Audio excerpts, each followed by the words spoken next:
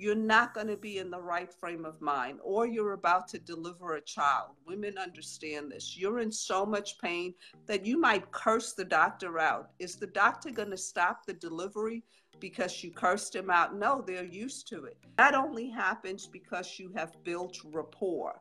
You have built rapport. So, Breland, can you tell everybody a little bit about who you are? And you're going to pretend to be my seller today.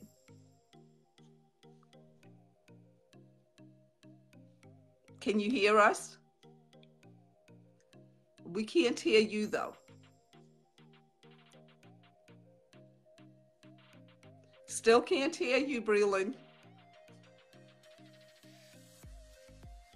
Hello, other people can hear me, but we're not hearing you.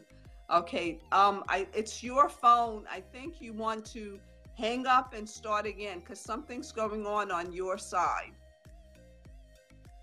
I don't know what it is, but it's on your side. So for everybody, the thing I wanted to, Breland and I to share with you is you have to collect information from people. Again, you might want to hang up and call back in again. So, because something's going on your side, Breland. So you want to make sure that one, you have a worksheet to start with. In our Yellow Letter Mentoring Program, you get a few worksheets, but this is a basic worksheet with information, and you will be collecting information from the seller. One of the things you need to know is the seller's name, the property address, as well as the address that you're going to mail them any information to. You want to ask them their best phone number and the best time to call them. So I would call the as I'm speaking to them. Hi. This is Wendy, and then I would say to them how I got their information. Did I get it from the courthouse? Did I get it from a list? Did I get it from somebody referring them to me? Because people want to know, how did you get my information? Did you get it from your yellow letters? Did you get it from your postcards? So when you speak to them, hi, my name is Wendy Lovejoy, and I got your information from the foreclosure list, and I just wanted to confirm, it seems like your house is in foreclosure, and I was calling because I've helped a lot of people in situations like yourself, and I was calling to see if you were looking, if this is a situation that you need help with. Again, my name is Wendy, and I want to confirm you're the right person to speak with. Now, if a child answers, I wouldn't ask that. If the information says John, but Mary answers, I wouldn't say all of that. I would then ask, can I speak to the homeowner? And because if you don't, most people in foreclosure don't tell everybody in the household they're in foreclosure. And so what happens is they get very upset and offended if you tell family members they're in foreclosure. So you want to speak to the right party. After I get the person that's in foreclosure, I then will ask them, are you looking to save the house or to sell it? Because I want them to know I can help them either way. I don't want to come off like, oh, you're in foreclosure, you need to sell right now, and I can give you the best dollar, you're in such a problem. No, because you want to build rapport. And then I will ask them, can you tell me a little bit about the house? And just confirm. I want to confirm I have the right address. And again, I'm here to help you. You want to keep throwing that in. I'm here to help you to achieve the goals you want. Most people will say, yeah, but if you're an investor, you just want to take my house away. No, I definitely am going to make this a win-win situation. So please, can you confirm the property address for me? And I put the date that I spoke to them, and I put the source. Where did I get this seller from in this situation? And I say, hi, I saw that your property, again, was in a foreclosure list. And I wanted to know, are you looking to sell or save the home? from a foreclosure. And then they say, great, whatever their answer is, I answer great. If they say they want to sell, I ask them, what steps have you taken to try to list it already? I possibly could either purchase it or help you sell it. But before I can make a decision, can you tell me a little bit more about the house? How many bedrooms? How many bathrooms? Have you done any work to the place? Is there dining rooms? Are the windows updated? If you were to keep the house, what do you like about it? What is it that you didn't like about your house? All of those questions you want to ask them. You want to ask them, if they've done any repairs to the property since they've owned it. You want to ask them if they have, how long. Where is the best place to find foreclosure lists? The best place to find foreclosure lists is to go down to the courthouse or to buy a list. You can buy a list from before they get listed. Yes, you can buy a list, not a foreclosure. You can go down to the courthouse and you can get the list pendants. There's a process to foreclosures. You can look for people. You can buy a list from places like ListSource or Melissa Data or other places that sell a pre-foreclosure list. The foreclosure.com list usually has the list already with agents, so that list is not that great unless you're watching it to see if it doesn't sell, and then you could relist it. Another place to get the list before it really sells is auction.com. I make relationships with people that take pictures of the foreclosures. There's companies that take pictures of the foreclosures, and I ask them, when you get the new list of foreclosures, will you send it to me? So that if I get anything out of it, I'll be happy to give you a referral. It's not affecting them. They just send me the list. Then my assistant will find all the information about that list, like who the real owner is, because the list just says 123 Main Street, the seller is Jones, and it's going to be on sale this month. So you have less than 30 days to help the person connect with you and build a relationship. The other thing is sometimes the properties don't sell at the foreclosure because they're asking too much, so they don't sell on that date.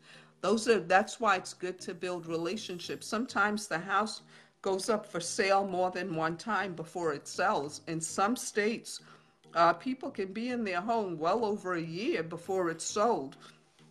So you definitely want a list, and you also can talk to attorneys that handle foreclosures, and you want to talk to attorneys that handle bankruptcies and build relationships with them, and they will give you referrals, and you in turn give them referrals. You can talk to accountants because they usually know what's going on with their clients. So you're looking for people that will be talking to people in foreclosure and advising them before they do anything to connect with you.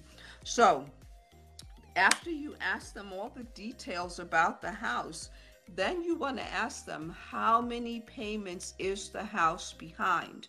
Again, you never want to say how many, like how much do you owe on your house? How much have you not paid? How many payments is the property behind? And then they'll tell you 1 month, 2 months. I had one lady that told me that her house was 2 years in arrears and she was still in her home and she had just missed the foreclosure date. Like her house went on the auction block that Tuesday, but nobody purchased it because she's so upside down. And so it gave me an opportunity to speak with her. And again, as an agent, if you're in that state, you can list this property, because when they do a short sale, they want to know that the house has been listed. And so this is an easy way to get listings and be aggressive about getting it sold so you can earn your commission. But for an investor, once they get you can talk to them different ways. Sometimes you can take, if it's worth it, you can take over their arrears, get them current, and then you work out something with the owner and keep the property. Or you can work it out where you buy it from them before they get to the courthouse steps and build a relationship with them again. That is the main important part, is that you have to build a relationship with these people and let them know to feel comfortable dealing with and talking with you. So you need to know how many months they're in arrears. You need to know what they've tried already, because sometimes people get into foreclosure and they've not filed a bankruptcy. In some states, you can file more than one bankruptcy. Some states you can't. So you need to know all of this. You need to know the rules and regulations in your state. Sometimes in the state you're in, you could file a bankruptcy. And here's my concern with people that file a bankruptcy. If your mortgage was, say, $1,500 a month, and let's say you haven't paid 5,000 worth of payments or 10,000 worth of payments, they're going to take that number that you have not paid, they're going to divide it into 3 years. So now you still have to pay the original 1,500, and now you've got more money added to it. So if you haven't changed your mind, I had one lady that was a bus driver, and she kept telling me, I need to save my house. I need to save my house. I said, ma'am, how many months are you in arrears? And she said, well, it's been about a year. And, I really think now they're going to sell my house. And I said, well, what monies do you have to save it? And she said, nothing. And I said, well, you haven't been paying your mortgage for a year. What have you been doing with that money? And she had her nails done, she had her hair done, she bought new clothes, she took her kids on vacation. I said, but ma'am, you really need to focus on holding on to the house. If you really want the house, there's some sacrifices you're going to have to make, and you may not be able to get your nails done for a few months, and take that money, because she wasn't just getting a regular manicure, she was getting the long nails and the bling bling on the nails. So it was, for some people, that is the way they cope with stress. They spend money that they may not have. But with her, I explained that to her, and then she was able to talk to family and some of her friends, and they helped her get some money, and we were able to help her save the house. I've had situations where you just have to do a short sale, and with the short sale, it's usually worth it for an investor to buy it as well, especially if the property has some damage to it. So again, your main thing is you want to talk to them about their payments, how many they're in arrears. You always want to find out if they have any money to get invested in saving the property. You want to find out if they filed a foreclosure in the past, bankruptcy. Some people will, and that's the Chapter 13 that allows you to take all your arrears, and they divide it 3 to 5 years into a payment plan. And if you miss payments, then your house cycle of foreclosure is moved up quicker, and your house can be sold. If you file a Chapter 7, then they basically take everything. A Chapter 7 does not allow you to keep your certain things. They don't take your arrears and add it back. You lose a lot with the Chapter 7. So most people file a Chapter 13, but it includes all your debt. They take all your debt and then they add it, not just the mortgage. If most people that are not paying their mortgage are usually not paying other stuff as well, because they're in a situation, as I mentioned, with this lady, she fell into arrears because her husband passed away. And this is why I encourage people, no matter how young you are, no matter how old you are, if you have a home, make sure you have life insurance that will pay off the house when you pass away. That's so important. People are losing their homes because they're losing somebody in their household that was very important to them. So we were going to role play and let Breland be the seller and me be the buyer, but it's not working out. I mean, me be the investor or the realtor. It's not working out that way. So what you want to make sure, again, you find out the arrears, and then you want to, if you're an investor, have a relationship with an agent. refer the agent to the person in foreclosure. They can list the property. If you're giving the agent information, if you're giving the agent information, then hopefully the agent will be willing to work with you in getting the property sold. I think we're going to have the echo again, but say something. I'm Can not you hear hearing me? the echo. I hear you very low. I had to put in my Perfect. headphones.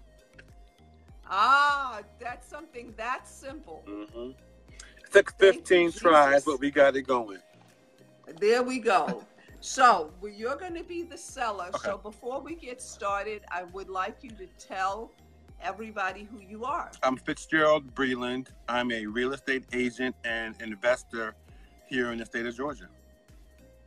And what company? Thank you so much. He had to put in his earphones, Anthony. So can you share what office you're with? Yeah. And do you want to share your phone number? Yeah, my phone number is 470-819-1053, and I'm with Virtual Properties Realty, based out of Duluth. How long have you been an agent? I've been an agent like 7 years, part-time. Last year, I dove in head first into the deep end. So, yep.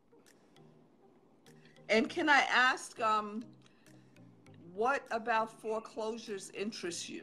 As an agent, I actually did a couple of years ago, did a foreclosure and helped someone save their home, or sell their home and move them into an apartment because they were so far behind. So I found that there are benefits to helping people in foreclosures. And it seemed like something that I could easily transition into and do well. Exactly. And the thing is, again, like you said, it's because you understood that you're helping somebody. And, did you find that person you were helping stressed out, or were they easy to talk to? It was difficult because it was an older Black family, and the husband was the breadwinner, and the wife was a stay-at-home grandmother. And I dealt with her more so than him. As a man, I understood his ego was bruised and not being able to save the house for his family. It really bothered him. We had one or two initial conversations, but the bulk of my time was spent with his wife. So now the great thing about that, Breland, is that if you still had built relationship with that person or still have access to them, since his ego was bruised about home ownership, you could go back to them, and if they've been paying their rent on time, you could show them how to save money and now give them the vision and the dream to be able to buy them a better home with the programs that are out there. When I have situations like that, I connect them again to Anthony, who puts them on or connects them and puts them on a program that's going to help them maintain and understand credit. Mm-hmm. And then we also tell them to start saving money. And then when they have X amount, we start letting them know you can get a house again. You can use the first-time home buyers program again. But some places will tell you you can't use the first-time home buyers program. So that's why you have to connect with the right person. Partner them together. And again, it goes back to having the right people on your own team. And then this is business that's going to come in the future, because once you put them in their new home, they're going to tell a lot of people that you helped them. I'm going to tell you, Wendy, yes, I was able to develop a strong relationship with that family. So much so that the granddaughter gave me a little teddy bear that I still have. And this is maybe 3 years ago. And the grandmother called me last year and asked me to help mentor her teenage grandson, right? So the relationship is still there. We're getting to a point where now they're getting back on their feet.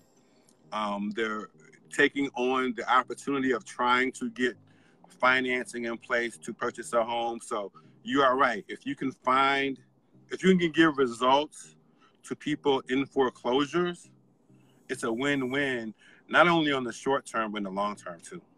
Exactly. And for real estate investors and real estate agents slash brokers that intend to do this as a career, you got to look at your business, not that, I just need a deal and a commission right now. I just need a deal and a paycheck right now.